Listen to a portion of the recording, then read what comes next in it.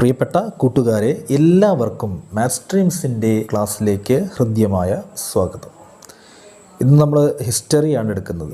British ചൂഷണവും ചെറുത്തുനിൽപ്പുകളും എന്ന 4-ാമത്തെ അധ്യായമാണ് നമ്മൾ കഴിഞ്ഞ ക്ലാസ്സിൽ പറഞ്ഞ് അവസാനിപ്പിച്ചിട്ടുള്ളത്.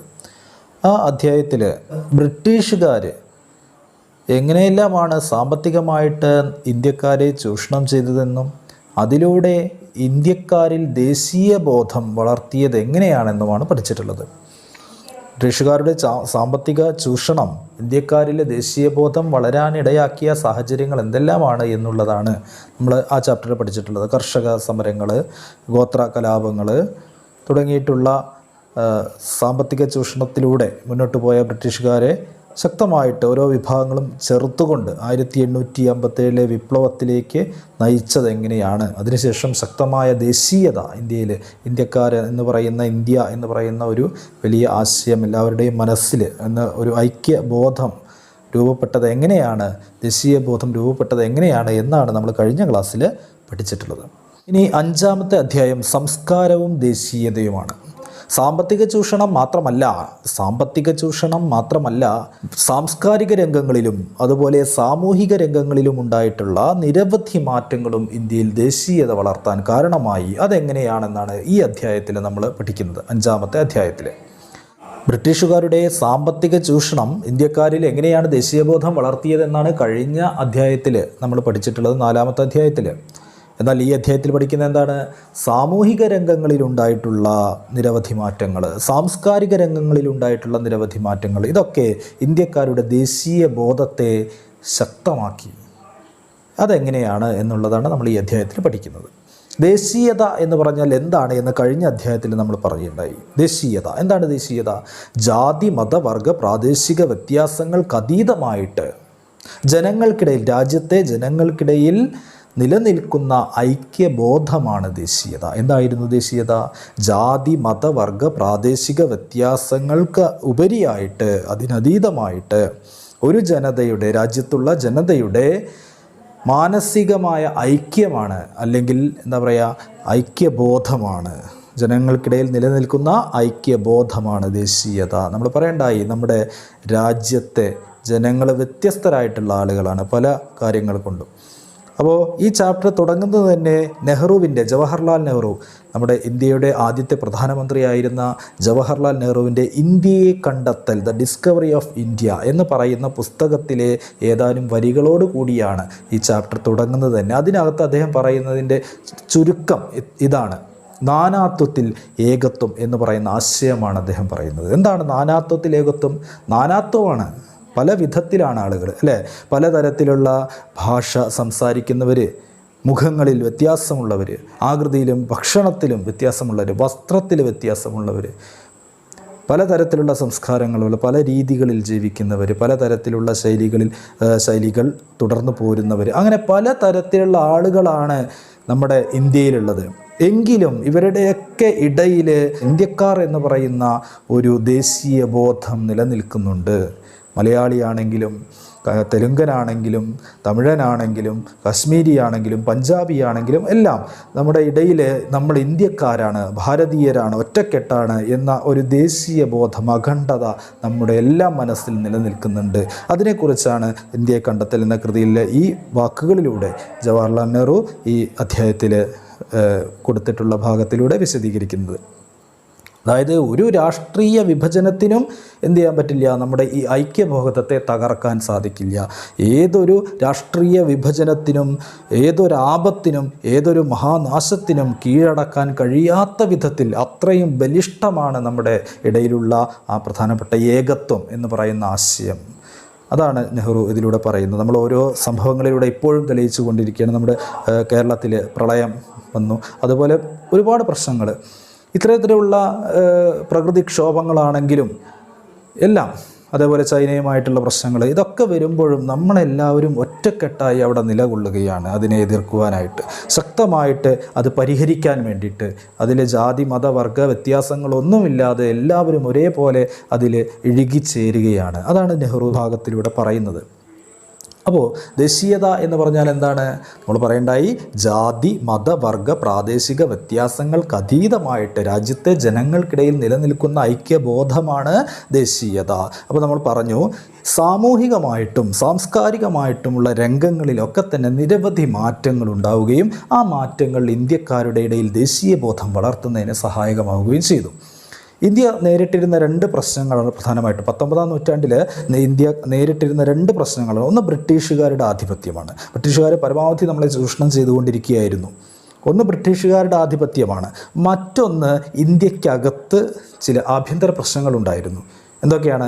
ഇന്ത്യ എന്ന് പറയാൻ നമുക്കറിയാം, ഒരുപാട് കാലങ്ങളായിട്ട് ജാതി വ്യവസ്ഥയിൽ മതവിശ്വാസങ്ങളിലൊക്കെ അന്ധമായി വിശ്വസിച്ചിരുന്ന ആളുകളാണ് ഇവിടെയുള്ളവർ. പലതരത്തിലുള്ള ജാതിയിൽപ്പെട്ട ആളുകൾ, പലതരത്തിലുള്ള മതത്തിൽപ്പെട്ട ആളുകൾ. അപ്പോൾ ഈ മേൽജാതിക്കാരെന്ന് പറയുന്ന ആളുകൾ ചില ആളുകളെ കീഴ്ജാതിക്കാരായി കണ്ടുകൊണ്ട് അവരെ പരമാവധി ചൂഷണം ചെയ്യുന്ന ഒരു അവസ്ഥ കൂടി നമ്മുടെ നാട്ടിൽ നിലനിന്നിരുന്നു. മാത്രമല്ല, മതാചാരത്തിൻ്റെ പേരിൽ പലതരത്തിലുള്ള ദുരാചാരങ്ങളും ഇവിടെ നിലനിന്നിരുന്നു. അതിനെതിരെയും ചില ഒരു നവീകരണം ഇവിടെ ഉണ്ടായി.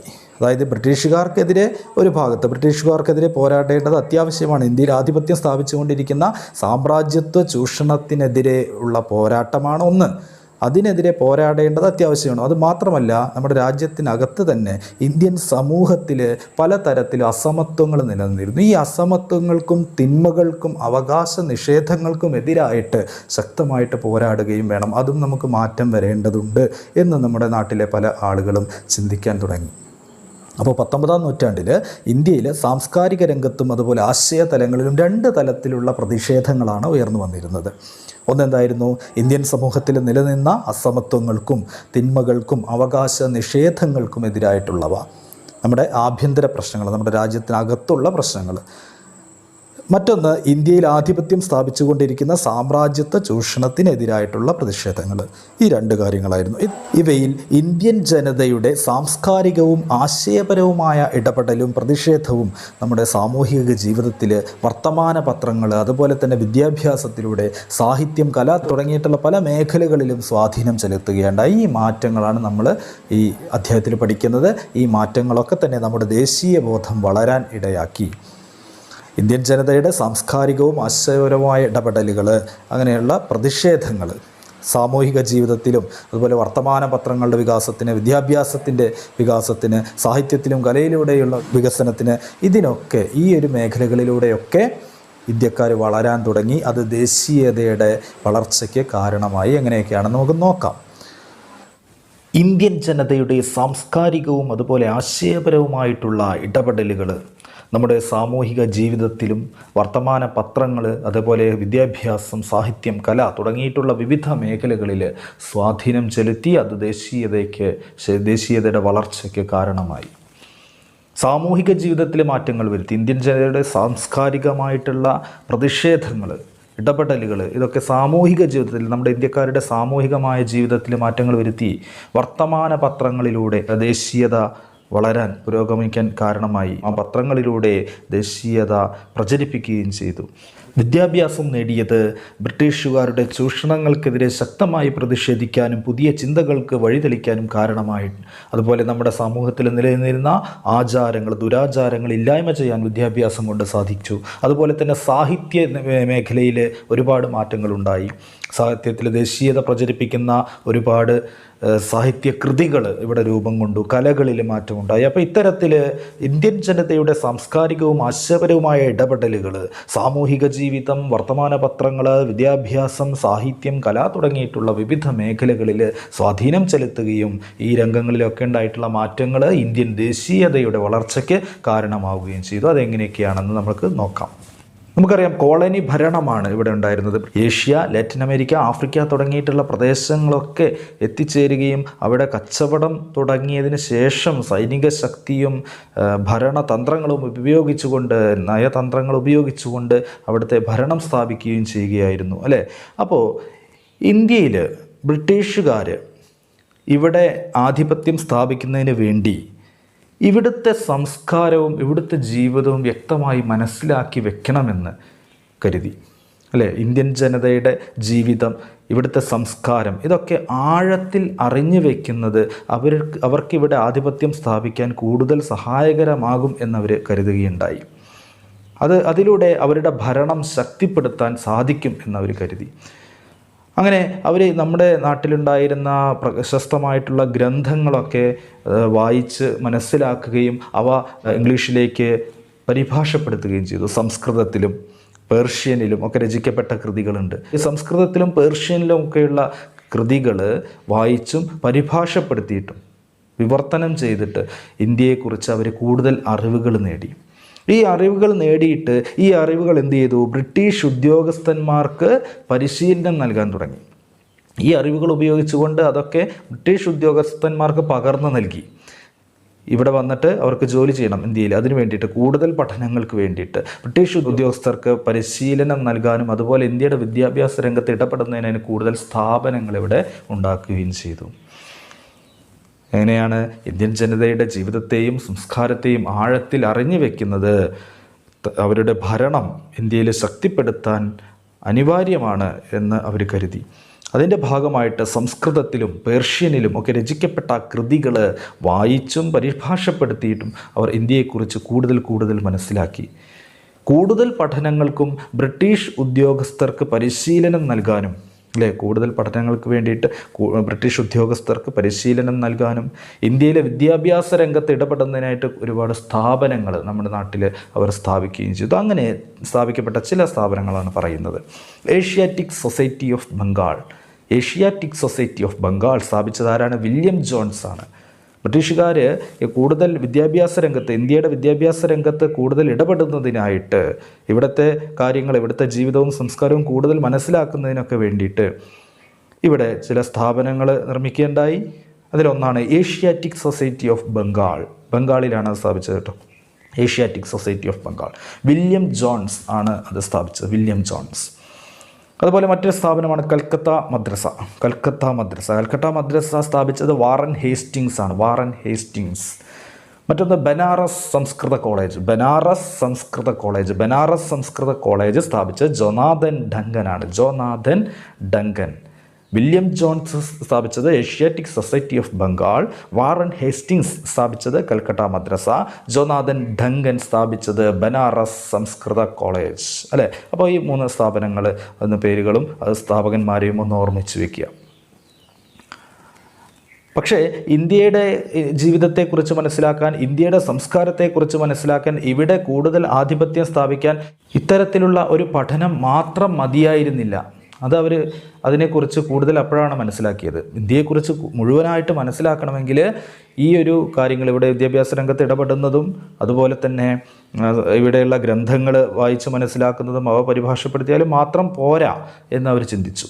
അതിൻ്റെ ഭാഗമായിട്ട് അവർ ചില പരിഷ്കാരങ്ങൾ ഇന്ത്യയിൽ നടപ്പിലാക്കാൻ തുടങ്ങി. ഇന്ത്യയിലെ ജനങ്ങളുടെ പിന്തുണ കിട്ടണം. അതിനു വേണ്ടിയിട്ടാണ് ഇന്ത്യക്കാരായിട്ടുള്ള ആളുകളുടെ പിന്തുണ ബ്രിട്ടീഷുകാർക്ക് കിട്ടാം, എങ്കിലേ ഇവിടെ വളരെ പെട്ടെന്ന് ആധിപത്യം സ്ഥാപിച്ചെടുക്കാൻ സാധിക്കുകയുള്ളൂ. അതിനു വേണ്ടിയിട്ട് ഭരണരംഗത്ത് ചില പരിഷ്കാരങ്ങളൊക്കെ അവർ വരുത്തി. അങ്ങനെയാണ് 1835 ഇന്ത്യയിൽ ഇംഗ്ലീഷ് വിദ്യാഭ്യാസം മെക്കാളെ പ്രഭുവിൻ്റെ നേതൃത്വത്തിൽ നടപ്പിലാക്കുന്നത്. ആദ്യമായിട്ട് ഇന്ത്യയിൽ ഇംഗ്ലീഷ് വിദ്യാഭ്യാസം നടപ്പിലാക്കുന്നത് 1835 1835 ആരായിരുന്നു അതിന് നേതൃത്വം വഹിച്ചത്? മെക്കാളെ പ്രഭുവാണ്. മെക്കാളെ പ്രഭു. അതിൻ്റെ പ്രധാനപ്പെട്ട ലക്ഷ്യം എന്തായിരുന്നു? മെക്കാളെ പ്രഭു പറയുന്ന വാക്കുകളിൽ അത് വ്യക്തമാണ്. അവിടെ എഴുതി വെച്ചിട്ടുണ്ട് അല്ലേ? ടെക്സ്റ്റ് ബുക്കിൽ ബോക്സിൽ എഴുതി വെച്ചിട്ടുണ്ട്. എന്താണ് മെക്കാളെ പ്രഭു പറഞ്ഞത്? രക്തത്തിലും വർണ്ണത്തിലും ഇന്ത്യക്കാരും, അഭിരുചിയിലും അഭിപ്രായത്തിലും ധാർമ്മികതയിലും ബുദ്ധിയിലും ഇംഗ്ലീഷുകാരുമായ ഒരു വർഗത്തെ സൃഷ്ടിക്കുകയാണ് നമ്മുടെ ലക്ഷ്യം. അല്ലേ? രക്തത്തിലും വർണ്ണത്തിലും ആരാണ്? ഇന്ത്യക്കാർ തന്നെ. നമ്മുടെ നാട്ടിലുള്ള ആളുകൾ ഇന്ത്യക്കാർ, കാഴ്ചയ്ക്ക് ഇന്ത്യക്കാർ തന്നെ. എന്നാൽ അഭിപ്രായത്തിൽ, അഭിരുചികളിൽ, താല്പര്യങ്ങളിൽ, അല്ലേ, ധാർമ്മികതയിൽ, ബുദ്ധിശക്തിയിലൊക്കെ ആരായിരിക്കണം? ഇംഗ്ലീഷുകാരായിരിക്കണം. ഇംഗ്ലീഷുകാരെ പോലെ ചിന്തിക്കണം, ഇംഗ്ലീഷുകാരെ പോലെ പ്രവർത്തിക്കണം, ഇംഗ്ലീഷുകാരുടെ സംസ്കാരം പിന്തുടരണം. അത്തരത്തിലുള്ള ആളുകളെ സൃഷ്ടിച്ചെടുക്കുക എന്നുള്ളതാണ് ഇവിടെ ഇംഗ്ലീഷ് വിദ്യാഭ്യാസം നടപ്പിലാക്കുന്നതിൻ്റെ പ്രധാനപ്പെട്ട ഉദ്ദേശ്യം എന്ന് മെക്കാളെ പ്രഭു പറയുന്നുണ്ട്. രക്തത്തിലും വർണ്ണത്തിലും ഇന്ത്യക്കാർ തന്നെ, ഇന്ത്യക്കാരായിട്ടുള്ള ആളുകൾ, കാഴ്ചയ്ക്ക് ഇന്ത്യക്കാർ തന്നെ, ഇന്ത്യൻ വംശജരായിട്ട് ഇന്ത്യയിൽ ജനിച്ച ഇന്ത്യയിലെ ആളുകൾ തന്നെയാണ്. പക്ഷേ അവരെങ്ങനെയായിരിക്കണം? ഇംഗ്ലീഷുകാരെ പോലെ പെരുമാറുന്ന, ഇംഗ്ലീഷുകാരെ പോലെ താല്പര്യമുള്ള, ഇംഗ്ലീഷുകാരെ പോലെ അഭിപ്രായം പറയുന്ന, ഇംഗ്ലീഷുകാരെ പോലെ ബുദ്ധിശക്തിയുള്ള, ഇംഗ്ലീഷുകാരെ പോലെ വേഷം ധരിക്കുന്ന, ഇംഗ്ലീഷുകാരെ പോലെ അവരുടെ സംസ്കാരം പിന്തുടരുന്ന ഇത്തരത്തിലുള്ള ആളുകളെ സൃഷ്ടിച്ചെടുക്കുകയാണ് ഈ ഇംഗ്ലീഷ് വിദ്യാഭ്യാസം നടപ്പിലാക്കുന്നതിൻ്റെ ലക്ഷ്യം എന്ന് മെക്കാളെ പ്രഭു പറഞ്ഞിട്ടുണ്ട്. അങ്ങനെയാണ് 1835 മെക്കാളെ പ്രഭു ഇന്ത്യയിൽ ഇംഗ്ലീഷ് വിദ്യാഭ്യാസം നടപ്പിലാക്കുന്നത്. ഈ ഇംഗ്ലീഷ് വിദ്യാഭ്യാസം നടപ്പിലാക്കിയതിൻ്റെ പ്രധാനപ്പെട്ട ലക്ഷ്യങ്ങൾ എന്തൊക്കെയായിരുന്നു? അല്ലേ, നമ്മളിപ്പോൾ പറഞ്ഞ കാര്യങ്ങൾ തന്നെ എന്തൊക്കെയാണ് പോയിൻ്റായി പറഞ്ഞാൽ നമുക്ക് എന്ത് പറയാം? ഇംഗ്ലീഷുകാരുടെ ജീവിത രീതികളോട് താല്പര്യമുള്ള ഒരു തലമുറയെ സൃഷ്ടിക്കുക.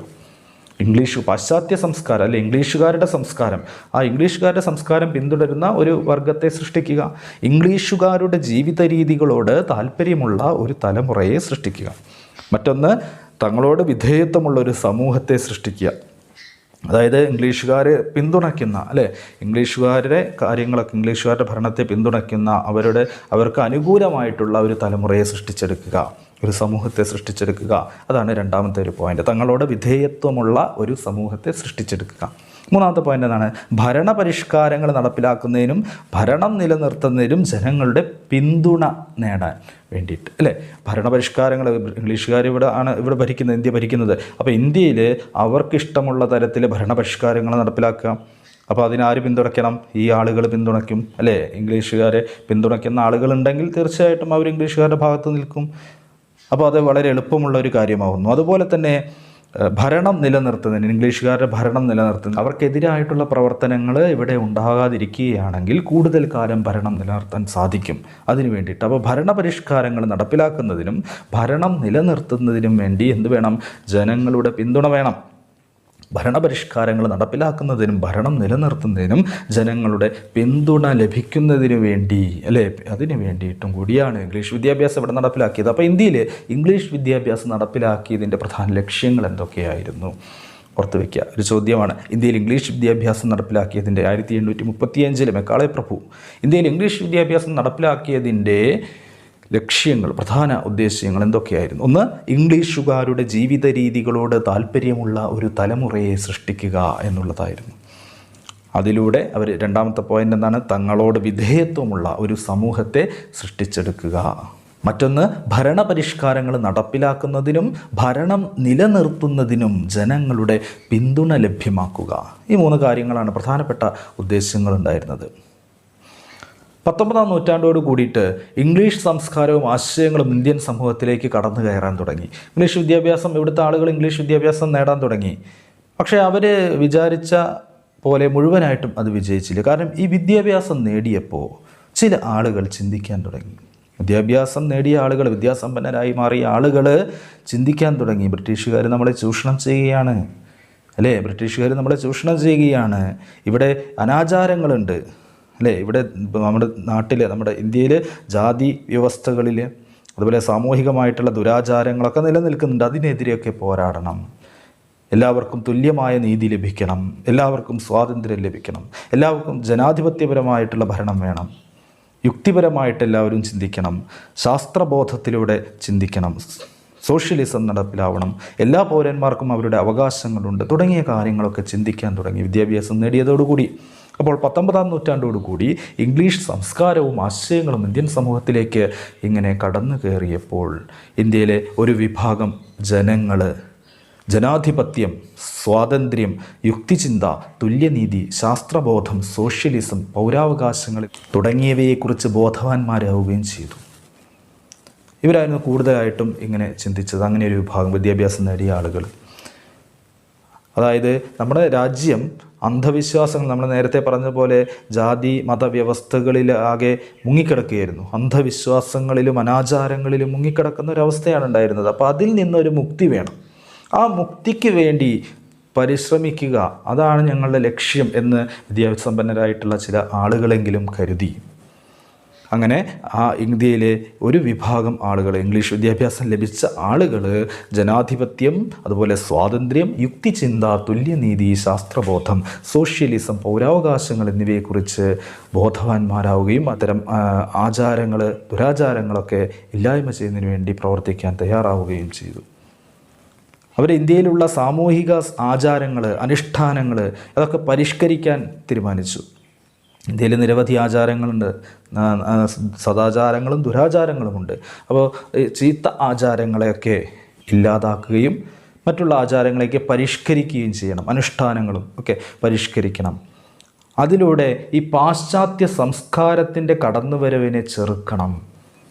അതായത് നമ്മൾ പറഞ്ഞു, ഇംഗ്ലീഷ് വിദ്യാഭ്യാസത്തിലൂടെ ഇംഗ്ലീഷുകാർ ഉദ്ദേശിച്ചത് എന്താണ്? പാശ്ചാത്യ സംസ്കാരം ഇവിടുത്തെ ജനങ്ങളിൽ ഉണ്ടാവണം. ഇവിടുത്തെ ജനങ്ങൾ പാശ്ചാത്യ സംസ്കാരം പിന്തുടരുന്നവരായിരിക്കും. ഇംഗ്ലീഷുകാരെ പോലെ പെരുമാറുകയും ചിന്തിക്കുകയും താല്പര്യം പ്രകടിപ്പിക്കുകയും ചെയ്യുന്ന ആളുകൾ ആയിരിക്കണം. അതായിരുന്നു അവരുടെ ഉദ്ദേശ്യം. പക്ഷേ വിദ്യാഭ്യാസം നേടിയ ആളുകളിൽ ഒരു വിഭാഗം ആളുകൾ ചിന്തിച്ചത് അങ്ങനെയായിരുന്നില്ല. അവരുടെ ഈ ബ്രിട്ടീഷ് സംസ്കാരത്തിൻ്റെ കടന്നുകയറ്റത്തെ എന്ത് ചെയ്യണം? ചെറുക്കണം. നമ്മൾ ഇന്ത്യക്കാരാണ്, നമ്മൾ ഇന്ത്യയിലെ ജനങ്ങളാണ്, നമ്മൾ പിന്തുടരേണ്ടത് ഇന്ത്യൻ സംസ്കാരമാണ്. നമുക്ക് നമ്മുടേതായ തനതായ സംസ്കാരമുണ്ട്, അത് പിന്തുടരണം. അതുകൊണ്ട് ഈ ബ്രിട്ടീഷ് സംസ്കാരത്തിൻ്റെ കടന്നുവരവിനെ ചെറുക്കണം എന്ന് അവർ തീരുമാനിക്കുകയായിരുന്നു. അതിനു വേണ്ടിയിട്ട് അവർ നന്നായിട്ട് പരിശ്രമിച്ചു. അപ്പോൾ അതിനു വേണ്ടിയിട്ട് അവർ നമ്മുടെ ഇന്ത്യയിലെ സമൂഹത്തിൽ, നമ്മൾ നേരത്തെ പറഞ്ഞ പോലെ സാമൂഹിക ജീവിതത്തിൽ പരിവർത്തനങ്ങളുണ്ടായി. അതിൻ്റെ ഭാഗമായിട്ട് ഭാഷയിൽ പരിവർത്തനങ്ങളുണ്ടായി, സാഹിത്യത്തിൽ പരിവർത്തനങ്ങളുണ്ടായി, കലകളിൽ പരിവർത്തനങ്ങളുണ്ടായി. അപ്പോൾ ഇത്തരത്തിലുണ്ടായ പരിവർത്തനങ്ങൾ എന്തിനൊക്കെ കാരണമായി? ഇന്ത്യയിൽ നിലനിന്നിരുന്ന അസമത്വങ്ങൾ, അതേപോലെ അവകാശ നിഷേധങ്ങളെയൊക്കെ ചെറുക്കാനും ഇന്ത്യയിൽ ദേശീയത വളരാനും കാരണമായി. അങ്ങനെയൊക്കെയാണ് നമ്മൾ പറയേണ്ടായി. 1835 ഇന്ത്യയിൽ ഇംഗ്ലീഷ് വിദ്യാഭ്യാസം നടപ്പിലാക്കി മെക്കാളെ പ്രഭു. അതിൻ്റെ പ്രധാനപ്പെട്ട ഉദ്ദേശ്യങ്ങൾ എന്തൊക്കെയായിരുന്നു? ഇംഗ്ലീഷുകാരുടെ ജീവിത രീതികളോട് താല്പര്യമുള്ള ഒരു തലമുറയെ സൃഷ്ടിക്കുക, മറ്റൊന്ന് തങ്ങളോട് വിധേയത്വമുള്ള ഒരു സമൂഹത്തെ സൃഷ്ടിക്കുക, മറ്റൊന്ന് ഭരണപരിഷ്കാരങ്ങൾ നടപ്പിലാക്കുന്നതിനും ഭരണം നിലനിർത്തുന്നതിനും ജനങ്ങളുടെ പിന്തുണ നേടുക. ഇതായിരുന്നു അവരുടെ പ്രധാന ലക്ഷ്യം. എന്നാൽ 19-ാം നൂറ്റാണ്ടോടുകൂടി ഇംഗ്ലീഷ് സംസ്കാരങ്ങളും ആശയങ്ങളും ഒക്കെ ഇന്ത്യൻ സമൂഹത്തിലേക്ക് കടന്നു കയറിയപ്പോൾ ഇംഗ്ലീഷ് വിദ്യാഭ്യാസം ലഭിച്ച ചില ആളുകൾ അതിലൂടെ ജനാധിപത്യം, സ്വാതന്ത്ര്യം, യുക്തിചിന്ത, തുല്യനീതി, ശാസ്ത്രബോധം, സോഷ്യലിസം, പൗരാവകാശങ്ങൾ എന്നിവയെക്കുറിച്ച് ബോധവാന്മാരാവുകയും അവയ്ക്ക് വേണ്ടി വാദിക്കുകയും ചെയ്തു. ഇന്ത്യയിൽ ദുരാചാരങ്ങളും അസമത്വങ്ങളൊക്കെ നിലനിന്നിരുന്നു. അപ്പോൾ ഇന്ത്യയിൽ നിലനിന്നിരുന്ന ഈ സാമൂഹിക ആചാരങ്ങളെയും അനുഷ്ഠാനങ്ങളെയൊക്കെ പരിഷ്കരിക്കാനും ദുരാചാരങ്ങളെ ഇല്ലാതാക്കുന്നതിനും അവർ ഈ വിദ്യാഭ്യാസം പ്രയോജനപ്പെടുത്തി. അതുപോലെ തന്നെ പാശ്ചാത്യ സംസ്കാരത്തിൻ്റെ കടന്നുകയറ്റത്തെ ചെറുക്കുക എന്നുള്ളത് അവരുടെ ലക്ഷ്യമായിരുന്നു. ഇതിലൂടെ അവർ ഇന്ത്യൻ സമൂഹത്തിൽ മാറ്റങ്ങളുണ്ടായി, പരിവർത്തനങ്ങൾ സംഭവിച്ചു. ഭാഷയിൽ പരിവർത്തനങ്ങൾ സംഭവിച്ചു, കലകളിൽ പരിവർത്തനങ്ങൾ സംഭവിച്ചു, സാഹിത്യത്തിൽ പരിവർത്തനങ്ങൾ സംഭവിച്ചു. അല്ലേ? ഇന്ത്യൻ സമൂഹത്തിൽ ഭാഷയിൽ, കലയിൽ, സാഹിത്യത്തിലൊക്കെ നവീകരിക്കപ്പെട്ടു. ഇപ്പോൾ ധാരാളം പരിവർത്തനങ്ങൾ സംഭവിച്ചു, പുരോഗതി ഉണ്ടായി. ഇതിൻ്റെ ഭാഗമായിട്ട് ഇന്ത്യയിൽ അക്കാലത്ത് നിലനിന്നിരുന്ന അസമത്വങ്ങളെയും അവകാശ നിഷേധങ്ങളെയും ചെറുക്കാനും ഇന്ത്യൻ ജനതയിൽ അങ്ങനെ ഒരു ദേശീയ ഐക്യം, നമ്മളെല്ലാം ഇന്ത്യക്കാരാണ്, നമ്മളെല്ലാം ഇന്ത്യൻ സംസ്കാരം പിന്തുടരേണ്ടവരാണ് എന്നുള്ള ഒരു ദേശീയ ഐക്യം രൂപീകരിക്കപ്പെടാൻ കാരണമായി. ഇക്കാലത്ത് നവോത്ഥാന ചിന്തകൾ ഉണർത്തുവാൻ വേണ്ടി, ശാസ്ത്ര ചിന്തകൾ വളർത്തുവാൻ വേണ്ടി, യുക്തിപരമായിട്ട് ചിന്തിക്കുവാൻ വേണ്ടി ധാരാളം സ്ഥാപനങ്ങൾ, ശാസ്ത്രബോധം പ്രചരിപ്പിക്കാൻ വേണ്ടി ധാരാളം സയൻറ്റിഫിക് സൊസൈറ്റികൾ ഇവിടെ രൂപീകരിക്കപ്പെട്ടു. പഠിച്ചു വയ്ക്കാനില്ല എങ്കിലും അറിഞ്ഞിരിക്കുക. യൂറോപ്യൻ ശാസ്ത്രങ്ങൾ പരിഭാഷപ്പെടുത്തുന്നതിനുള്ള സൊസൈറ്റി കൽക്കത്തയിൽ 1825 ആരംഭിച്ചു. 1825 കൊൽക്കത്തയിൽ യൂറോപ്യൻ ശാസ്ത്രങ്ങൾ പരിഭാഷപ്പെടുത്തുന്നതിനുള്ള സൊസൈറ്റി ആരംഭിച്ചു. അതുപോലെ തന്നെ 1838 പൊതുവിവരങ്ങൾ നേടുന്നതിനുള്ള ഒരു സൊസൈറ്റി കൽക്കത്തയിൽ സ്ഥാപിക്കപ്പെട്ടു. 1876 മഹേന്ദ്രലാൽ സർക്കാർ സ്ഥാപിച്ച ഇന്ത്യൻ അസോസിയേഷൻ ബംഗാളിൽ സ്ഥാപിതമായി. 1861 ബനാറസ് സംവാദ ക്ലബ്ബ് രൂപീകൃതമായി. അതുപോലെ തന്നെ 1864 സ്ഥാപിതമായ മറ്റൊരു പ്രസ്ഥാനമാണ് അലിഗഡ് പ്രസ്ഥാനം. അലിഗഡ് യൂണിവേഴ്സിറ്റി ഒക്കെ ഇന്നും നിലനിൽക്കുന്നുണ്ട്. സർ സയ്യിദ് അഹമ്മദ് ഖാനാണ് അലിഗഡ് പ്രസ്ഥാനത്തിൻ്റെ സ്ഥാപകൻ. Sir Syed Ahmad Khan Aligarh scientific society എന്ന പേരിൽ 1864 സ്ഥാപിക്കുകയുണ്ടായി അലിഗഡിൽ. അതുപോലെ തന്നെ 1868 സ്ഥാപിക്കപ്പെട്ട മറ്റൊരു സയൻറ്റിഫിക് സൊസൈറ്റിയാണ് ബീഹാർ സയൻറ്റിഫിക് സൊസൈറ്റി, ബീഹാറിൽ. അപ്പോൾ ഇതൊക്കെ അക്കാലത്ത് ശാസ്ത്രബോധം വളർത്തുന്നതിന് വേണ്ടി, ശാസ്ത്രബോധം പ്രചരിപ്പിക്കുന്നതിന് വേണ്ടി, യുക്തിപരമായി ചിന്തിക്കുന്നതിന് വേണ്ടി, നവോത്ഥാന ചിന്തകൾ ഇന്ത്യയിലെ ആളുകളിൽ ഉണർത്തുന്നതിന് വേണ്ടി സ്ഥാപിക്കപ്പെട്ട ചില സ്ഥാപനങ്ങളൊക്കെയാണ്. ഇങ്ങനെ ഇംഗ്ലീഷ് വിദ്യാഭ്യാസം ലഭിച്ചതിൻ്റെ ഫലമായിട്ട് ആളുകൾ സ്വതന്ത്രമായി ചിന്തിക്കാൻ തുടങ്ങി. അവർ ഇത്തരത്തിലുള്ള മാറ്റങ്ങളോട് പ്രതികരിച്ചു തുടങ്ങി. അതായത് അനുകൂലമായ പ്രതികരണങ്ങളുണ്ടായി. ഇത്തരത്തിലുള്ള മാറ്റങ്ങൾ വേണം നമ്മുടെ ജാതി വ്യവസ്ഥയിൽ, അനാചാരങ്ങളിൽ, അന്ധവിശ്വാസങ്ങളിലൊക്കെ നവീകരണം ആവശ്യമാണ് എന്ന് ജനങ്ങൾ ചിന്തിക്കാൻ തുടങ്ങി. അതിൻ്റെ ഭാഗമായിട്ട് ഇവിടെ ധാരാളം വ്യത്യസ്തമായിട്ടുള്ള സാമൂഹിക പരിഷ്കരണ പ്രസ്ഥാനങ്ങൾ രൂപീകരിക്കപ്പെടുകയുണ്ടായി. ധാരാളം സാമൂഹിക പരിഷ്കരണ പ്രസ്ഥാനങ്ങൾ രൂപീകരിക്കപ്പെടുകയുണ്ടായി. ധാരാളം സാമൂഹിക പരിഷ്കർത്താക്കൾ അതിനുവേണ്ടി മുന്നോട്ട് വന്നു.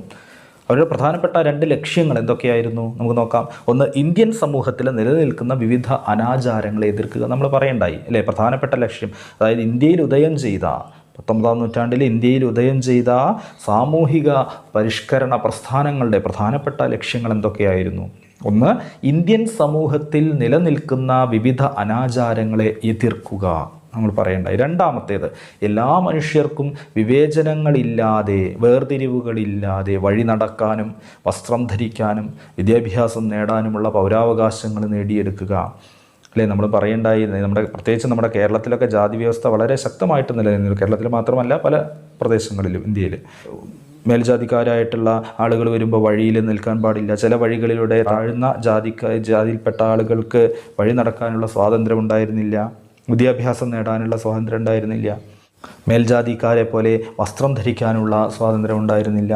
അപ്പോൾ എല്ലാവർക്കും ഒരു തുല്യത അവിടെ ഉണ്ട്, അസമത്വങ്ങളാണ് ഇവിടെ നിലനിന്നിരുന്നത്. അപ്പോൾ ഇത്തരത്തിൽ ഉയർന്നു വന്ന സാമൂഹിക പരിഷ്കരണ പ്രസ്ഥാനങ്ങളുടെ പ്രധാനപ്പെട്ട 2 ലക്ഷ്യങ്ങൾ എന്തൊക്കെയായിരുന്നു? ഒന്ന്, ഇന്ത്യൻ സമൂഹത്തിൽ നിലനിൽക്കുന്ന വിവിധ അനാചാരങ്ങളെ എതിർക്കുക. രണ്ടാമത്തേത്, എല്ലാ മനുഷ്യർക്കും വിവേചനങ്ങളില്ലാതെ വഴി നടക്കാനും വസ്ത്രം ധരിക്കാനും വിദ്യാഭ്യാസം നേടാനുമുള്ള പൗരാവകാശങ്ങൾ നേടിയെടുക്കുക. രണ്ടാമത്തേത്, എല്ലാ മനുഷ്യർക്കും വിവേചനങ്ങളില്ലാതെ വഴി നടക്കാനും വസ്ത്രം ധരിക്കാനും വിദ്യാഭ്യാസം നേടാനുമുള്ള പൗരാവകാശങ്ങൾ നേടിയെടുക്കുക. അപ്പോൾ ഈ 2 പ്രധാനപ്പെട്ട ലക്ഷ്യങ്ങളായിരുന്നു സാമൂഹിക പരിഷ്കരണ പ്രസ്ഥാനങ്ങൾക്ക് ഉണ്ടായിരുന്നത്. എന്നാൽ അന്നത്തെ ഇന്ത്യയുടെ അവസ്ഥ എന്ന് പറയുന്നത് ഈ ലക്ഷ്യങ്ങൾ വളരെ പെട്ടെന്ന് നേടിയെടുക്കാൻ സാധിക്കുന്ന സാഹചര്യങ്ങളായിരുന്നില്ല. അന്നത്തെ ഇന്ത്യയുടെ സാമൂഹികമായിട്ടുള്ള അവസ്ഥ, സാമ്പത്തികമായിട്ടുള്ള അവസ്ഥ അല്ലേ, 1857 വിപ്ലവമൊക്കെ ബ്രിട്ടീഷുകാർ പരമാവധി നമ്മളെ ചൂഷണം ചെയ്തുകൊണ്ടിരിക്കുന്ന ഒരു സമയമായിരുന്നു. അപ്പോൾ സാമൂഹികമായിട്ടും അല്ലെ സാമ്പത്തികമായിട്ടൊക്കെ ഇത്തരത്തിലുള്ള ഈ ലക്ഷ്യങ്ങളൊക്കെ നേടിയെടുക്കാൻ പറ്റുന്ന ഒരു സാഹചര്യമല്ല ഇവിടെ ഉണ്ടായിരുന്നത്. അതുകൊണ്ട് തന്നെ അടിസ്ഥാനപരമായിട്ട് ഇന്ത്യൻ സമൂഹത്തിൽ മാറ്റങ്ങൾ ഉണ്ടാക്കുക എന്നുള്ളതായിരുന്നു ഈ സാമൂഹിക പരിഷ്കർത്താക്കളുടെ ഉദ്ദേശം. അപ്പോൾ ഈ സാമൂഹിക പരിഷ്കർത്താക്കൾ മുന്നോട്ട് വെച്ച ആശയങ്ങൾ എന്തൊക്കെയായിരുന്നു? അടുത്തതായിട്ട് മനസ്സിലാക്കി വെക്കേണ്ട കാര്യമാണ്. സാമൂഹിക പരിഷ്കർത്താക്കൾ 19-ാം നൂറ്റാണ്ടിൽ ഉയർന്നു വന്ന സാമൂഹിക പരിഷ്കർത്താക്കൾ മുന്നോട്ട് വെച്ച പ്രധാനപ്പെട്ട ആവശ്യങ്ങൾ എന്തൊക്കെയായിരുന്നു, ആശയങ്ങൾ എന്തൊക്കെയായിരുന്നു നമുക്ക് നോക്കാം. ഒന്ന്, ജാതി വ്യവസ്ഥ നിർമ്മാർജ്ജനം ചെയ്യുക. ജാതി വ്യവസ്ഥ കൊടുമ്പിരിക്കൊണ്ടിരുന്ന ഒരു കാലഘട്ടമായിരുന്നു. അപ്പോൾ ജാതി വ്യവസ്ഥ നിർമ്മാർജ്ജനം ചെയ്യുക. അപ്പോൾ എല്ലാവരും ഇത്തരത്തിലെ ഉയർന്ന ജാതിക്കാർ, താഴ്ന്ന ജാതിക്കാർ എന്നിങ്ങനെ കാണുന്ന ഒരു സ്ഥിതിയാണ് ഉണ്ടായിരുന്നത്. അതങ്ങനെ ഉണ്ടാവരുത്. ജാതി വ്യവസ്ഥ ഉണ്ടാവരുത്. എല്ലാവരും തുല്യരായിരിക്കണം. രണ്ടാമത്തേത്, എല്ലാവരുടെയും അവകാശങ്ങൾ സംരക്ഷിക്കുക. സമൂഹം വിവിധ തട്ടുകളിലാണ് നിന്നിരുന്നത്. അപ്പോൾ ഉയർന്ന ആളുകൾക്ക് പ്രത്യേക അവകാശങ്ങൾ, താഴെ തട്ടിലുള്ളവർക്ക് വളരെ കുറഞ്ഞ അവകാശങ്ങൾ, അങ്ങനെയൊക്കെ ആയിരുന്നു. അപ്പോൾ എല്ലാവരുടെയും അവകാശങ്ങൾ ഒരേപോലെ സംരക്ഷിക്കുക. മൂന്നാമത്തേത്, സ്ത്രീകൾക്കെതിരായിട്ടുള്ള വിവേചനങ്ങൾ അവസാനിപ്പിക്കുക. സ്ത്രീകൾക്കെതിരായിട്ട് വളരെയധികം വിവേചനങ്ങൾ ഉണ്ടായിരുന്നു. ഒരുപാട് ദുരാചാരങ്ങളുണ്ടായിരുന്നു. ഇപ്പോൾ നിങ്ങൾ കേട്ട് കാണും സതി തുടങ്ങിയിട്ടുള്ള സതി എന്തായിരുന്നു? എന്താ സതി എന്ന് പറഞ്ഞാൽ, അതായത് ഭർത്താവ് മരണപ്പെടുകയാണെങ്കിൽ ഭർത്താവിൻ്റെ ചിതയിൽ ഭാര്യ ചാടി മരിക്കണം. അത് സ്ത്രീകൾക്കെതിരെയുള്ള ഒരു ദുരാചാരമാണ് അല്ലേ. അതുപോലെ തന്നെ വിധവകൾക്ക് പുനർവിവാഹം ചെയ്യാൻ, വിധവകൾക്ക് വീണ്ടും വിവാഹം ചെയ്യാനുള്ള അവകാശം ഉണ്ടായിരുന്നില്ല. അപ്പോൾ ഇത്തരത്തിൽ സ്ത്രീകൾക്ക് എതിരായിട്ടുള്ള വിവേചനങ്ങൾ അവസാനിപ്പിക്കുക. സ്ത്രീകൾക്ക് വിദ്യാഭ്യാസം, അതിന് അനുവാദം ഉണ്ടായിരുന്നില്ല. അപ്പോൾ 3 കാര്യങ്ങളാണ് ഇപ്പോൾ നമ്മൾ പറഞ്ഞത്. ഒന്ന്, ജാതി വ്യവസ്ഥ നിർമ്മാർജ്ജനം ചെയ്യുക. മറ്റൊന്ന്, എല്ലാവരുടെയും അവകാശങ്ങൾ സംരക്ഷിക്കുക. മറ്റൊന്ന്, സ്ത്രീകൾക്കെതിരായിട്ടുള്ള വിവേചനങ്ങൾ അവസാനിപ്പിക്കുക. നാലാമത്തേത്, എല്ലാവർക്കും വിദ്യാഭ്യാസം നൽകുക. എല്ലാവർക്കും ഒരുപോലെ വിദ്യാഭ്യാസത്തിലൂടെ മാത്രമേ നമുക്ക് ഉയരാൻ സാധിക്കുകയുള്ളൂ. അപ്പോൾ എല്ലാവർക്കും വിദ്യാഭ്യാസം നൽകുക. അഞ്ചാമത്തേത് നമ്മൾ പറഞ്ഞു കഴിഞ്ഞു, വിധവാ പുനർവിവാഹം നടപ്പിലാക്കുക. വിധവ പുനർവിവാഹം നടപ്പിലാക്കുക. ആറാമത്തേത് ശൈശവ വിവാഹം, അതുപോലെ പൗരോഹിത്യ മേധാവിത്വം എന്നിവ അവസാനിപ്പിക്കുക. ശൈശവ വിവാഹം നിലനിന്നിരുന്ന ഒരു നാടാണ് നമ്മുടേത്. അതുപോലെ തന്നെ പൗരോഹിത്യ മേധാവിത്വം, പുരോഹിതന്മാർ, ബ്രാഹ്മണരായിട്ടുള്ള ആളുകൾ, ഏത് മതത്തിൽപ്പെട്ടവരാണെങ്കിൽ പുരോഹിതന്മാരായ ആളുകൾക്ക് കൂടുതൽ അവകാശങ്ങളും സ്വാതന്ത്ര്യവും അധികാരവും ഒക്കെ നൽകുന്ന ഒരു അവസ്ഥ, പ്രത്യേകിച്ചും ബ്രാഹ്മണരായിട്ടുള്ള ആളുകൾ. അപ്പോൾ അവരുടെ മേധാവിത്വം അവസാനിപ്പിക്കുക. ഇത്രയും കാര്യങ്ങളായിരുന്നു, ഇത്രയും ആശയങ്ങളായിരുന്നു, ഇത്രയും ആവശ്യങ്ങളായിരുന്നു അന്നത്തെ സാമൂഹ്യ പരിഷ്കർത്താക്കൾ മുന്നോട്ട് വെച്ചത്. എന്തൊക്കെയായിരുന്നു എന്നുകൂടി നോക്കാം. സാമൂഹിക പരിഷ്കർത്താക്കൾ മുന്നോട്ട് വെച്ച പ്രധാനപ്പെട്ട ആശയങ്ങൾ അല്ലെങ്കിൽ ആവശ്യങ്ങൾ എന്തൊക്കെയായിരുന്നു? 1. ജാതി വ്യവസ്ഥ നിർമ്മാർജ്ജനം ചെയ്യുക. 2. എല്ലാവരുടെയും അവകാശങ്ങൾ സംരക്ഷിക്കുക. 3. സ്ത്രീകൾക്കെതിരായിട്ടുള്ള വിവേചനങ്ങൾ അവസാനിപ്പിക്കുക. 4. എല്ലാവർക്കും വിദ്യാഭ്യാസം നൽകുക. 5. വിധവ പുനർവിവാഹം നടപ്പിലാക്കുക. 6. ശൈശവ വിവാഹം, പൗരോഹിത്യ മേധാവിത്വം എന്നിവ അവസാനിപ്പിക്കുക. ഇത്തരത്തിൽ ഇന്ത്യയുടെ നവോത്ഥാനത്തിന് പുതിയ ഉണർവ് നൽകിയ, അല്ലെ, നവോത്ഥാനം എന്ന് പറഞ്ഞാൽ പുതിയ ഉണർവാണ്. ഇന്ത്യയുടെ നവോത്ഥാനത്തിന് ശക്തി പകർന്ന ആദ്യത്തെ ആള് രാജാറാം മോഹൻ റോയ് ആയിരുന്നു. ഇന്ത്യൻ നവോത്ഥാനത്തിന് ശക്തി പകർന്ന ഇത്തരത്തിലുള്ള ഒരു ആധുനികവൽക്കരണത്തിന്, പുതിയ പാതയിലേക്ക് വഴി തെളിയിച്ച ആദ്യത്തെ ആളാരായിരുന്നു? രാജാ റാം മോഹൻ റോയ്. അതുകൊണ്ട് തന്നെയാണ് അദ്ദേഹം അറിയപ്പെടുന്നത്, ഇന്ത്യൻ നവോത്ഥാനത്തിൻ്റെ പിതാവ് എന്നാണ് രാജാ റാം മോഹൻ റോയ് അറിയപ്പെടുന്നത്. ഇന്ത്യൻ നവോത്ഥാനത്തിൻ്റെ പിതാവ് രാജാ റാം മോഹൻ റോയ് എന്തൊക്കെ കാര്യങ്ങളാണ് ഇന്ത്യയുടെ നവീകരണത്തിന്, നമ്മുടെ ഭാരതത്തിൻ്റെ നവീകരണത്തിന് വേണ്ടി ചെയ്തിട്ടുള്ളത്? അദ്ദേഹം ജാതി വ്യവസ്ഥയെ ശക്തമായിട്ട് എതിർത്തു. 1. ജാതി വ്യവസ്ഥയെ ശക്തമായിട്ട് എതിർക്കുകയും സതി എന്ന് പറയുന്ന ദുരാചാരത്തെ ശക്തമായി എതിർക്കുക മാത്രമല്ല, അതിലൂടെ അദ്ദേഹത്തിൻ്റെ പരിശ്രമത്തിലൂടെ അതിവിടെ ഇല്ലായ്മ ചെയ്യുകയും ചെയ്തു. സതി എന്ന് പറയുന്ന ദുരാചാരം നേരത്തെ ഞാൻ പറഞ്ഞു, ഭർത്താവ് മരണപ്പെട്ടാൽ ഭാര്യ ആ ചിതയിൽ ചാടി മരിക്കണം. സതി എന്ന് പറയുന്ന ആ ദുരാചാരത്തെ ശക്തമായി അദ്ദേഹം എതിർത്തു. അദ്ദേഹമാണ് ബ്രഹ്മസമാജം എന്ന് പറയുന്ന പ്രസ്ഥാനം ആരംഭിച്ചത്. അദ്ദേഹം ആരംഭിച്ച സാമൂഹിക പരിഷ്കരണ പ്രസ്ഥാനമാണ് ബ്രഹ്മസമാജം. അപ്പോൾ അറിഞ്ഞു വയ്ക്കണം, ബ്രഹ്മസമാജം സ്ഥാപിച്ചത് ആരാണ്? ബ്രഹ്മസമാജം എന്ന സാമൂഹിക പരിഷ്കരണ പ്രസ്ഥാനം ആരംഭിച്ചത് ആരാണ്? രാജാ റാം മോഹൻ റോയ്. അപ്പോൾ രാജാ റാം മോഹൻ റോയുടെ സംഭാവനകൾ എന്തൊക്കെയാണ്? 1. അദ്ദേഹം ജാതി വ്യവസ്ഥയെ ശക്തമായി എതിർത്തു. 2. സതി എന്ന ദുരാചാരത്തെ ശക്തമായി എതിർക്കുകയും അദ്ദേഹത്തിൻ്റെ പരിശ്രമത്തിലൂടെ അതിവിടെ നിരോധിക്കപ്പെടുകയും ചെയ്തു. അതുപോലെ തന്നെ ബംഗാളിൽ അദ്ദേഹം ബ്രഹ്മസമാജം എന്ന് പറയുന്ന സാമൂഹിക പരിഷ്കരണ പ്രസ്ഥാനം ആരംഭിച്ചു. അക്കാലത്ത് ഇന്ത്യയിലെ വിവിധ ജാതികളായിട്ടാണ് വിഭജിക്കപ്പെട്ടിട്ടാണ് ഇന്ത്യൻ സമൂഹം നിലനിന്നിരുന്നത്. വിവിധ ജാതികളായി വിഭജിക്കപ്പെട്ട നിലയിലാണ് ഇന്ത്യൻ സമൂഹം നിലനിന്നിരുന്നത്. ഈ തരത്തിൽ ഉള്ള വിഭജനമില്ലാതെ ഒരൊറ്റ ഇന്ത്യൻ സമൂഹം എന്ന് പറയുന്ന ആശയം പ്രചരിപ്പിക്കുകയാണ് രാജാ റാം മോഹൻ റോയ് ചെയ്തത്. വിവിധ ജാതികളായി വിഭജിക്കപ്പെട്ട ഇന്ത്യൻ സമൂഹത്തെ ഒരൊറ്റ ഇന്ത്യൻ സമൂഹം എന്ന ആശയത്തിലേക്ക് കൊണ്ടുവരാൻ, ആ ആശയം പ്രചരിപ്പിക്കുവാൻ വേണ്ടി അദ്ദേഹം ശ്രമിക്കുകയുണ്ടായി. ഇത് ഇന്ത്യക്കാരിലെ രാജ്യസ്നേഹം വളർത്താൻ കാരണമായി, ദേശീയ സ്നേഹം വളർത്താൻ കാരണമായി. സ്ത്രീകളുടെ പദവി ഉയർത്തുന്നതിനായിട്ട് അവർക്ക് സ്വത്തിനുമേൽ അവകാശം നൽകണമെന്ന് അദ്ദേഹം ആവശ്യപ്പെട്ടു. സ്ത്രീകൾക്ക് സ്വത്തിനുമേൽ അവകാശം ഉണ്ടായിരുന്നില്ല. അതുകൊണ്ട് സ്ത്രീകളുടെ പദവി ഉയർത്തുന്നതിനായിട്ട് സ്വത്തിനുമേൽ സ്ത്രീകൾക്കും കൂടി അവകാശം കൊടുക്കണം എന്ന് അദ്ദേഹം വാദിച്ചു. മാത്രമല്ല, ഇതിനെ തുടർന്ന്, അദ്ദേഹത്തിൻ്റെ ഈ പ്രവർത്തനങ്ങളെ തുടർന്ന് ഇന്ത്യയുടെ പല ഭാഗങ്ങളിലെ വിവിധ സാമൂഹിക പരിഷ്കരണ പ്രസ്ഥാനങ്ങൾ രൂപം കൊണ്ടു, അതിന് പ്രചോദനമായിട്ട് മാറി. അപ്പോൾ ഇതൊക്കെയാണ് രാജാ റാം മോഹൻ റോയുടെ സംഭാവനകൾ. എന്തൊക്കെയായിരുന്നു? രാജാ റാം മോഹൻ റോയിയാണ് ഇന്ത്യൻ സമൂഹത്തിലെ നവോത്ഥാന പ്രവർത്തനങ്ങൾക്ക് ശക്തി പകർന്നുകൊണ്ട് ആദ്യം മുന്നോട്ട് വന്ന ആൾ രാജാ റാം മോഹൻ റോയിയാണ്. ഇന്ത്യൻ നവോത്ഥാനത്തിൻ്റെ പിതാവ് എന്നാണ് രാജാ റാം മോഹൻ റോയ് അറിയപ്പെടുന്നത്. അദ്ദേഹം ജാതി വ്യവസ്ഥയെ ശക്തമായിട്ട് എതിർത്തു. സതി എന്ന ദുരാചാരത്തെ ശക്തമായി എതിർക്കുകയും അദ്ദേഹത്തിൻ്റെ പരിശ്രമത്തിലൂടെ സതി ഇവിടെ നിർത്തലാക്കപ്പെടുകയും ചെയ്തു. ബംഗാളിൽ അദ്ദേഹം ബ്രഹ്മസമാജം എന്ന് പറയുന്ന സാമൂഹിക പരിഷ്കരണ പ്രസ്ഥാനം ആരംഭിച്ചു. വിവിധ ജാതികളായി വിഭജിക്കപ്പെട്ട ഇന്ത്യൻ സമൂഹത്തിൻ്റെ സ്ഥാനത്ത് ഒരൊറ്റ ഇന്ത്യൻ സമൂഹം എന്ന ആശയം പ്രചരിപ്പിക്കുകയും അതിലൂടെ ദേശസ്നേഹം വളരാനുള്ള ഒരു സാഹചര്യം ഒരുക്കുകയും ചെയ്തു. മറ്റൊന്ന്, സ്ത്രീകളുടെ പദവി ഉയർത്തുന്നതിനായിട്ട് അവർക്ക് സ്വത്തിനുമേൽ അവകാശം നൽകണമെന്ന് അദ്ദേഹം ആവശ്യപ്പെട്ടു. അദ്ദേഹത്തിൻ്റെ ഈ പ്രവർത്തനങ്ങളൊക്കെ തന്നെ ഇന്ത്യയുടെ വിവിധ ഭാഗങ്ങളിൽ പുതിയ സാമൂഹിക പരിഷ്കരണ പ്രസ്ഥാനങ്ങൾ രൂപീകരിക്കുന്നതിന് പ്രചോദനമായി. ഇത്രയും കാര്യങ്ങളാണ് രാജാ റാം മോഹൻ റോയുടെ സംഭാവനകളിൽ എടുത്തു പറയാനുള്ളത്. അപ്പോൾ ഈ പ്രചോദനത്തെ തുടർന്ന് രാജാ റാം മോഹൻ റോയിയുടെ പ്രവർത്തനങ്ങളൊക്കെ തന്നെ ഇന്ത്യയിലെ പല ഭാഗങ്ങളിലും സാമൂഹ്യ പരിഷ്കർത്താക്കളുടെ ഉദയത്തിന് കാരണമായി എന്ന് നമ്മൾ പറയുണ്ടായി. അപ്പോൾ ബംഗാളിലെ ഈശ്വരചന്ദ്ര വിദ്യാസാഗർ എന്ന് പറയുന്ന ഒരു സാമൂഹിക പരിഷ്കർത്താവ് വിധവകളുടെ പുനർവിവാഹത്തിനായി നിരന്തരം പ്രവർത്തനം നടത്തി. വിധവകളുടെ പുനർവിവാഹത്തിനായിട്ട് നമ്മൾ പറഞ്ഞു, ഈ സാമൂഹ്യ പരിഷ്കർത്താക്കളുടെ പ്രധാനപ്പെട്ട ആവശ്യങ്ങളിലൊന്നാണ് വിധവാ പുനർവിവാഹം നടപ്പിലാക്കുക എന്നുള്ളത്. അപ്പോൾ വിധവകളുടെ പുനർവിവാഹത്തിനായിട്ട് ബംഗാളിൽ ഈശ്വരചന്ദ്ര വിദ്യാസാഗർ അത്യന്തം പരിശ്രമിക്കുകയുണ്ടായി. അദ്ദേഹത്തിൻ്റെ പരിശ്രമഫലമായിട്ടാണ് 1856 ബ്രിട്ടീഷ് ഗവൺമെൻറ് ഹിന്ദു വിധവാ പുനർവിവാഹ നിയമം പാസാക്കിയത്.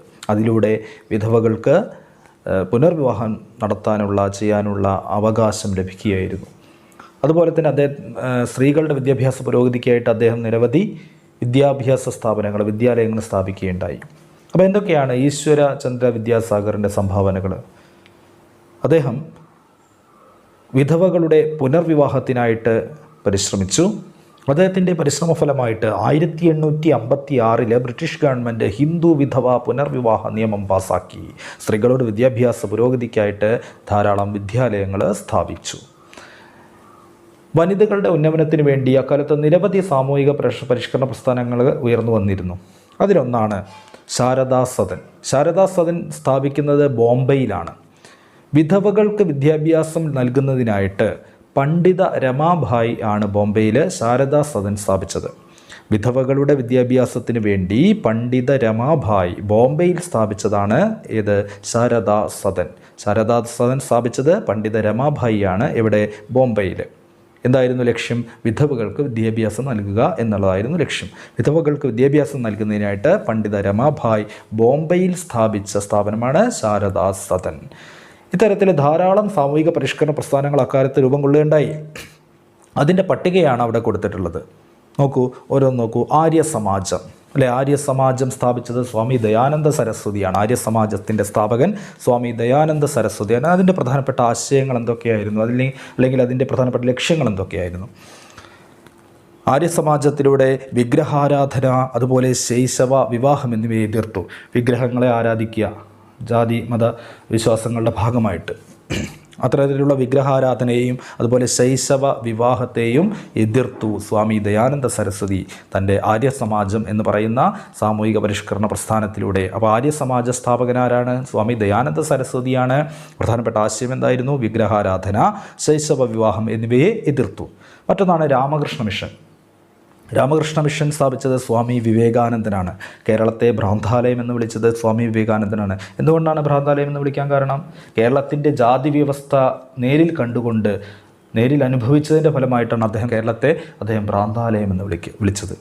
അപ്പോൾ രാമകൃഷ്ണ മിഷൻ സ്ഥാപിച്ചത് സ്വാമി വിവേകാനന്ദനാണ്. അതിൻ്റെ പ്രധാനപ്പെട്ട ആശയങ്ങൾ എന്തൊക്കെയായിരുന്നു? ജാതി വ്യവസ്ഥ, അനാചാരങ്ങൾ എന്നിവയെ എതിർത്തു. രാമകൃഷ്ണ മിഷൻ ജാതി വ്യവസ്ഥ, അനാചാരങ്ങൾ എന്നിവയെ എതിർത്തു. മാത്രമല്ല സ്വാതന്ത്ര്യം, സമത്വം, സ്വതന്ത്ര ചിന്ത എന്നിവയെ പ്രോത്സാഹിപ്പിച്ചു. എല്ലാവർക്കും സ്വാതന്ത്ര്യം വേണം, സമത്വം വേണം, സ്വതന്ത്രമായിട്ട് ചിന്തിക്കാനുള്ള അവകാശമുണ്ട്, അല്ലേ? അപ്പോൾ സ്വാതന്ത്ര്യം, സമത്വം, സ്വതന്ത്ര ചിന്ത എന്നിവയെ പ്രോത്സാഹിപ്പിച്ചു. സ്വാമി വിവേകാനന്ദനാണ് രാമകൃഷ്ണ മിഷൻ സ്ഥാപിക്കുന്നത്. അതിൻ്റെ പ്രധാനപ്പെട്ട ആശയങ്ങൾ എന്തൊക്കെയായിരുന്നു? ജാതി വ്യവസ്ഥ, അനാചാരങ്ങൾ എന്നിവയെ എതിർത്തു. മറ്റൊന്ന് സ്വാതന്ത്ര്യം, സമത്വം, സ്വതന്ത്ര ചിന്ത എന്നിവയെ പ്രോത്സാഹിപ്പിച്ചു. മറ്റൊരു പ്രസ്ഥാനമാണ് അലിഗഡ് പ്രസ്ഥാനം. നമ്മൾ നേരത്തെ പറയേണ്ടത് സർ സയ്യിദ് അഹമ്മദ് ഖാനാണ് അലിഗഡ് പ്രസ്ഥാനം സ്ഥാപിച്ചത്. ഇതിലൂടെ ഇന്ത്യയിലെ മുസ്ലിങ്ങളുടെ സാമൂഹികവും വിദ്യാഭ്യാസപരവുമായ പുരോഗതിക്ക് വേണ്ടിയിട്ടാണ് അദ്ദേഹം വാദിച്ചത്.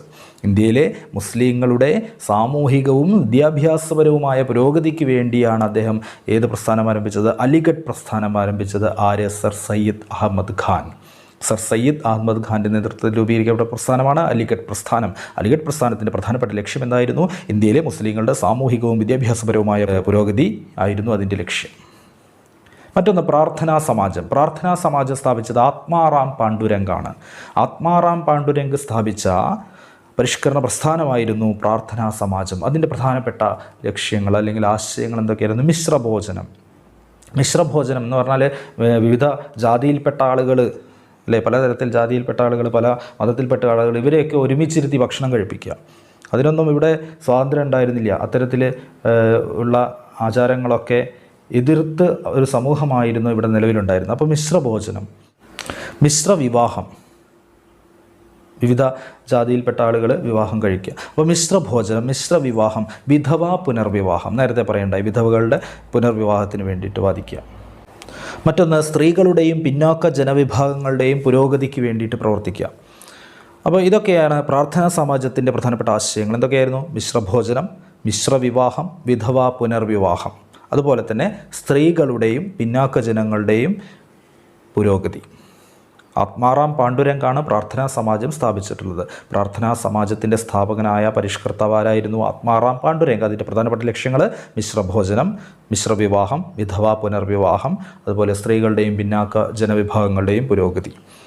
മറ്റൊന്നാണ് തിയോസഫിക്കൽ സൊസൈറ്റി. തിയോസഫിക്കൽ സൊസൈറ്റി രൂപീകരിച്ചത് ആനി ബസൻ്റ് ആണ്. കേട്ട് കാണും ആനി ബസൻ്റ് അല്ലേ. ആനി ബസൻ്റ് ഐറിഷ് വനിത, അയർലൻഡുകാരിയായിട്ടുള്ള ഒരു വനിതയാണ് ആനി ബസൻ്റ്. ആനി ബസൻ്റ് സ്ഥാപിച്ചതാണ് തിയോസഫിക്കൽ സൊസൈറ്റി. തിയോസഫിക്കൽ സൊസൈറ്റി എന്തിനു വേണ്ടിയിട്ടായിരുന്നു? ഹിന്ദു മതത്തിൻ്റെ പുനരുദ്ധാനത്തിന് വേണ്ടിയിട്ടായിരുന്നു. ഹിന്ദു മതത്തിലും നിരവധി ദുരാചാരങ്ങളും ഒക്കെ നിലനിന്നിരുന്നു. അതിനെ പരിഷ്കരിക്കുന്നതിന് വേണ്ടിയിട്ട്, ഹിന്ദു മതത്തിൽ നിലനിന്നിരുന്ന ദുരാചാരങ്ങൾ ഇല്ലാതാക്കാനും ഉണ്ടായിരുന്ന അനുഷ്ഠാനങ്ങളൊക്കെ പരിഷ്കരിക്കുന്നതിന് വേണ്ടിയിട്ടും നിലകൊണ്ട സംഘടനയാണ് ഇത് തിയോസഫിക്കൽ സൊസൈറ്റി. ആനി ബസൻ്റാണ് തിയോസഫിക്കൽ സൊസൈറ്റി രൂപീകരിച്ചത്. അതിൻ്റെ പ്രധാനപ്പെട്ട ലക്ഷ്യം ഹിന്ദു മതത്തിൻ്റെ പുനരുദ്ധാനത്തിനായി പ്രവർത്തിച്ച ഒരു സംഘടനയാണ് തിയോസഫിക്കൽ സൊസൈറ്റി. മറ്റൊന്നാണ് ഹിതകാരിണി സമാജം. ഹിതകാരിണി സമാജം സ്ഥാപിച്ചത് വീരേശലിംഗമാണ്. ഹിതകാരിണി സമാജം വീരേശലിംഗം. വീരേശലിംഗത്തിൻ്റെ ഹിതകാരിണി സമാജത്തിൻ്റെ പ്രധാനപ്പെട്ട ലക്ഷ്യം എന്തായിരുന്നു? വിധവ പുനർവിവാഹത്തിനും സ്ത്രീകളുടെ വിദ്യാഭ്യാസത്തിനും പ്രചാരം നടത്തി അല്ലേ. വിധവ പുനർവിവാഹം അതുപോലെ തന്നെ സ്ത്രീകളുടെ വിദ്യാഭ്യാസം എന്നിവയ്ക്ക് പ്രചാരം വർദ്ധിപ്പിച്ചു, പ്രചരണം നടത്തി. അതാണ് ഹിതകാരിണി സമാജത്തിൻ്റെ പ്രധാനപ്പെട്ട ലക്ഷ്യം. എന്തായിരുന്നു? വിധവ പുനർവിവാഹത്തിനും സ്ത്രീകളുടെ വിദ്യാഭ്യാസത്തിനുമായിട്ടുള്ള പ്രചാരണം നടത്തിയത് ഹിതകാരിണി സമാജത്തിൻ്റെ പ്രധാനപ്പെട്ട ആശയമായിരുന്നു. വീരേശലിംഗമാണ് ഹിതകാരിണി സമാജത്തിൻ്റെ സ്ഥാപകൻ. മറ്റൊരു സാമൂഹിക പരിഷ്കരണ പ്രസ്ഥാനമായിരുന്നു സത്യശോധക് സമാജം. സത്യശോധക് സമാജം രൂപീകരിക്കുന്നത് ജ്യോതിബ ഫൂലെയാണ്. ജ്യോതിബ ഫൂലെ സ്ഥാപിച്ച ഒരു സാമൂഹിക പരിഷ്കരണ പ്രസ്ഥാനമാണ് സത്യശോധക് സമാജം. അതിൻ്റെ പ്രധാനപ്പെട്ട ലക്ഷ്യങ്ങൾ ദുരാചാരങ്ങളെയും പുരോഹിത മേധാവിത്വത്തെയും എതിർക്കുക. ദുരാചാരങ്ങളെയും അതുപോലെ പുരോഹിതന്മാരുടെ മേധാവിത്വത്തെയും എതിർത്തു. പിന്നാക്ക വിഭാഗക്കാർക്കായിട്ട് വിദ്യാലയങ്ങൾ ആരംഭിച്ചു. വിദ്യാഭ്യാസം ഒരു പ്രധാനപ്പെട്ട ഘടകമാണ്. സാമൂഹിക ധ്രുവീകരണങ്ങളൊക്കെ ചോദ്യം ചെയ്യാൻ വിദ്യാഭ്യാസം കൂടിയേ തീരൂ. അപ്പോൾ ജ്യോതിബ ഫൂലെ സ്ഥാപിച്ച സത്യശോധക് സമാജത്തിൻ്റെ പ്രധാനപ്പെട്ട ലക്ഷ്യങ്ങൾ എന്തൊക്കെയായിരുന്നു? ദുരാചാരങ്ങളെയും പുരോഹിത മേധാവിത്വത്തെയും എതിർത്തു. ദുരാചാരങ്ങളെയും പുരോഹിത മേധാവിത്വത്തെയും എതിർത്തു. മറ്റൊന്ന്, പിന്നോക്ക വിഭാഗക്കാർക്കായിട്ട് വിദ്യാലയങ്ങൾ ആരംഭിച്ചു. ഇനി മറ്റൊന്നാണ് സ്വാഭിമാന പ്രസ്ഥാനം. മറ്റൊരു സാമൂഹിക പരിഷ്കരണ പ്രസ്ഥാനമാണ് സ്വാഭിമാന പ്രസ്ഥാനം. സ്വാഭിമാന പ്രസ്ഥാനം രൂപീകരിക്കുന്നത് EV രാമസ്വാമി നായ്ക്കറാണ്. വൈക്കം ഹീറോ എന്നറിയപ്പെടുന്ന ആളാണ് EV രാമസ്വാമി നായ്ക്കർ. EV രാമസ്വാമി നായ്ക്കറാണ് സ്വാഭിമാന പ്രസ്ഥാനം രൂപീകരിക്കുന്നത്. അദ്ദേഹം ബ്രാഹ്മണ മേധാവിത്വത്തെയും ജാതി വ്യവസ്ഥയെയും എതിർത്തു. ബ്രാഹ്മണരുടെ മേധാവിത്വത്തിനെയും അതുപോലെ തന്നെ ജാതി വ്യവസ്ഥയെയും എതിർത്തു സ്വാഭിമാന പ്രസ്ഥാനം. സ്വാഭിമാന പ്രസ്ഥാനം രൂപീകരിച്ചത് EV രാമസ്വാമി നായ്ക്കറാണ്. സ്വാഭിമാന പ്രസ്ഥാനത്തിൻ്റെ പ്രധാനപ്പെട്ട ആശയം എന്തായിരുന്നു? ബ്രാഹ്മണ മേധാവിത്വത്തെയും ജാതി വ്യവസ്ഥയെയും എതിർക്കുക എന്നുള്ളതായിരുന്നു. മറ്റൊന്നാണ് ശ്രീനാരായണ ധർമ്മപരിപാലന യോഗം. നമ്മുടെ കേരളത്തിൽ അല്ലേ ശ്രീനാരായണ ഗുരു സ്ഥാപിച്ച സാമൂഹിക പരിഷ്കരണ പ്രസ്ഥാനമാണ് ശ്രീനാരായണ ഗുരു ധർമ്മപരിപാലന യോഗം. അതിൻ്റെ പ്രധാനപ്പെട്ട ലക്ഷ്യം ജാതി വ്യവസ്ഥയെയും ദുരാചാരങ്ങളെയും എതിർത്തു എന്നുള്ളത് തന്നെയായിരുന്നു. പിന്നെ പിന്നാക്ക ജനവിഭാഗങ്ങളുടെ സാമൂഹികവും വിദ്യാഭ്യാസപരവുമായ പുരോഗതിക്കായിട്ട് നിലകൊണ്ടു. ജാതി വ്യവസ്ഥയെയും ദുരാചാരങ്ങളെയും ശ്രീനാരായണ ഗുരു എതിർത്തിരുന്നു.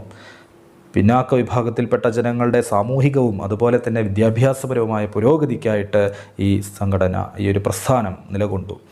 ശ്രീനാരായണ ഗുരു കേരളത്തിൻ്റെ നവോത്ഥാന നായകനായിട്ട് അറിയപ്പെടുന്നത്. കേരളത്തിൻ്റെ നവോത്ഥാന പ്രവർത്തനങ്ങൾ നമ്മൾ പറഞ്ഞ ഇന്ത്യയിലെ നവോത്ഥാന പ്രവർത്തനങ്ങൾക്ക് തുടക്കം കുറിക്കുന്നത് രാജാറാം മോഹൻ റോയിയാണ്. എന്നാൽ കേരളത്തിൻ്റെ നവോത്ഥാന പ്രവർത്തനങ്ങൾക്ക് തുടക്കം കുറിക്കുന്ന ആരാണ്?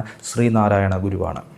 ശ്രീനാരായണ ഗുരു സ്ഥാപിച്ച സാമൂഹിക പരിഷ്കരണ പ്രസ്ഥാനമാണ് ശ്രീനാരായണ ധർമ്മപരിപാലന യോഗം. ശ്രീനാരായണ ഗുരു ഓരോ സ്ഥലങ്ങളിൽ ക്ഷേത്രപ്രതിഷ്ഠ നടത്തുമ്പോഴും അതിനൊപ്പം തന്നെ വിദ്യാലയങ്ങളും സ്ഥാപിച്ചിരുന്നു. അദ്ദേഹം സംഘടിച്ച് ശക്തരാകുവിൻ എന്നും മതമേതായാലും മനുഷ്യൻ നന്നായാൽ മതി എന്നും തുടങ്ങിയിട്ടുള്ള ആശയങ്ങളൊക്കെ പകർന്നു നൽകിയ മഹാനായ ഒരു സാമൂഹിക പരിഷ്കർത്താവാണ് ശ്രീനാരായണ ഗുരു. ശ്രീനാരായണ ഗുരു സ്ഥാപിച്ചതാണ് ശ്രീനാരായണ ധർമ്മപരിപാലന യോഗം. അതിൻ്റെ ആശയങ്ങൾ എന്തൊക്കെയായിരുന്നു? ജാതി വ്യവസ്ഥയെയും ദുരാചാരങ്ങളെയും എതിർത്തു. പിന്നാക്ക വിഭാഗങ്ങളിൽപ്പെട്ട ജനങ്ങളുടെ സാമൂഹികവും വിദ്യാഭ്യാസപരവുമായ പുരോഗതിക്കായിട്ട് നിലകൊണ്ടു. അപ്പോൾ ഇത്രയും സാമൂഹിക പരിഷ്കരണ പ്രസ്ഥാനങ്ങൾ, അവയുടെ പേരുകൾ, അവയുടെ പരിഷ്കർത്താക്കൾ, അവ സ്ഥാപിച്ച പരിഷ്കർത്താക്കൾ, അതിൻ്റെ പ്രധാനപ്പെട്ട ആശയങ്ങളൊക്കെ മനസ്സിലാക്കി വയ്ക്കുക, പരീക്ഷയ്ക്ക് ചോദിക്കും. അപ്പോൾ ഇത്രയുമാണ് ഇന്ത്യയിലുണ്ടായിട്ടുള്ള സാമൂഹിക പരിഷ്കരണ പ്രസ്ഥാനങ്ങൾ നമുക്ക് പഠിക്കാനുള്ളത്. ഇതിൻ്റെയൊക്കെ ഭാഗമായിട്ട് ഈ സാമൂഹിക പരിഷ്കരണ പ്രസ്ഥാനങ്ങളുടെയൊക്കെ പ്രവർത്തനങ്ങളുടെ ഭാഗമായിട്ട് ബ്രിട്ടീഷുകാർ ഇവിടെ നിലനിന്നിരുന്ന പല ദുരാചാരങ്ങളും നിരോധിക്കുകയുണ്ടായി. അത് നമ്മൾ നേരത്തെ പറഞ്ഞു, സതി പോലുള്ള ഒരുപാട് ദുരാചാരങ്ങൾ ഇവിടെ ഉണ്ടായിരുന്നു, അതിനെയൊക്കെ നിരോധിച്ചു. ഇപ്പോൾ രാജാറാം മോഹൻ റോയുടെ പ്രവർത്തന ഫലമായിട്ട് സതി ഇവിടെ നിരോധിക്കപ്പെട്ടു.